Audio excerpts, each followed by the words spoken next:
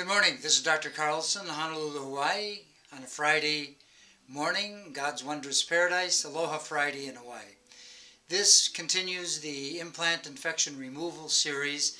This is number 7, referencing our zirconium implant that was taken out in a video that you've seen as implant infection removal number 7.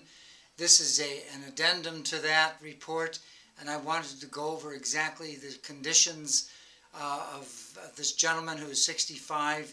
He had the zirconium implants placed about 3 years ago, and they progressively weakened and to the point where he could not really chew anything on it and had a pretty great amount of pain. So he sought treatment here, and we determined that the implants were defective and needed to be removed. We did that as it shows in the previous video, and we did it successfully and simply, actually. But there was a severe amount of tissue destruction in the bone, and I'm going to give you a pathology report because each of these items that we do take out we send to Queens Medical Center here in Honolulu at the Queens Hospital, and they do a review of the histopathology. So I'm going to first show you the radiographic picture. As I mentioned, the history is about a 3-year implant duration, and it's devolved. And these are zirconium. Obviously, there's no electrical output with the dielectric material like zirconia, but there are other issues that need to be considered. One is the fibrosis that occurs between the bone and the tissue. If you understand what Vol was talking about, he said scar tissue, any part of the body, will interrupt the meridional flow of energy. And in this area, it's tooth number 29 and tooth number 30, that area, which is lung, large intestine, and stomach, spleen, stomach, pancreas, collaterally. They will be disturbed by the fibrotic tissue.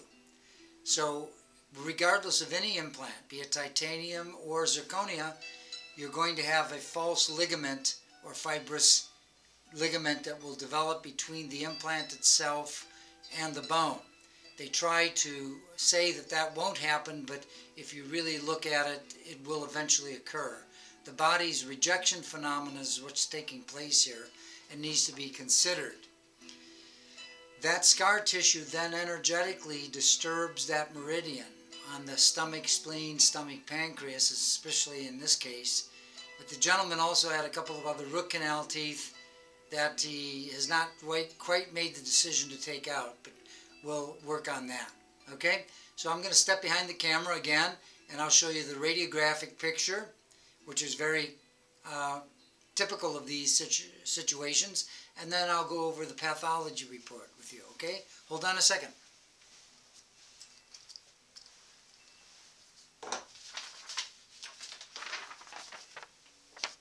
So this is the implant, tooth number 30 and 29.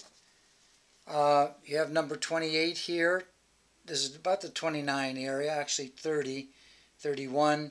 But you have a severe amount of bone destruction along this area. And it goes actually off the radiograph up into this area. So when we opened that wound up, there was a tremendous space there filled with granuloma and other materials, fibrous connective tissue. They came out quite easily. The gentleman tried to fuse a crown onto the implants, and that can be some problems and not suggested at all. Of course, we don't suggest implants at all. This was zirconia, and this was the pathology report.